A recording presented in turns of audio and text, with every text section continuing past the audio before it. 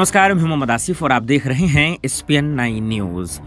गुजरात में चुनाव के मतदान के तारीख में कुछ ही दिन बचे हैं। ऐसे में घटलोडिया एक ऐसा सीट है जहां बीजेपी के लिए हमेशा से मुसीबत बनी है, क्योंकि उन्होंने 2 सीएम थे, विजय रूपानी और भूपेंद्र पटेल साहब। अब सवाल ये है कि क्या इन दोनों के बदलाव के बाद समीकरण में कोई फर्क पड़ेगा, क्योंकि उत्तराखंड में जब सीएम को हटाया गया तो आपने देखा कि किस तरीके से जो है बीजेपी को सीएम चेहरे पे हार का सामना करना पड़ा। हालांकि बीजेपी जीत गई थी। यहाँ समझते हैं कि क्या फर्क पड़ेगा। गुजरात में विधानसभा चुनाव के लिए सभी दल एकदम तैयार हैं। सभी पार्टियां जोरदार चुनाव प्रचार करने में लगी हुई हैं। गुजरात विधानसभा क्षेत्र की घटलोदिया सीट काफ़ी मायने में इस चुनाव में खास सीट बनी हुई है। यह इस चुनाव की चर्चित सीटों में से एक है। घटलोदिया सीट गांधीनगर लोकसभा क्षेत्र के अंतर्गत आती है।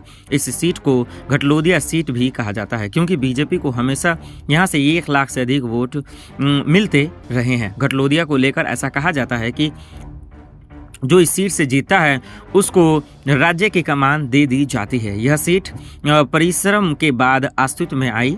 2012 में यहाँ से आनंदीबेन पटेल ने चुनाव लड़ा और वह 1.5 लाख से भी अधिक वोटों से जीती। दूसरा चुनाव यह भूपेंद्र पटेल ने लड़ा और वह भी 1 लाख से अधिक मत लेकर चुनाव जीते थे।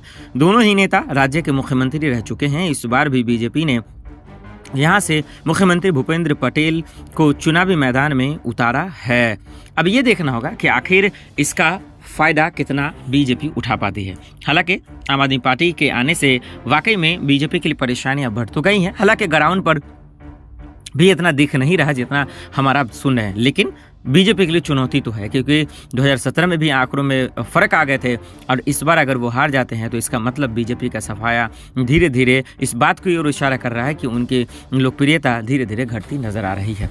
मोहम्मद आसिफ की रिपोर्ट, एसपीएन 9 न्यूज़।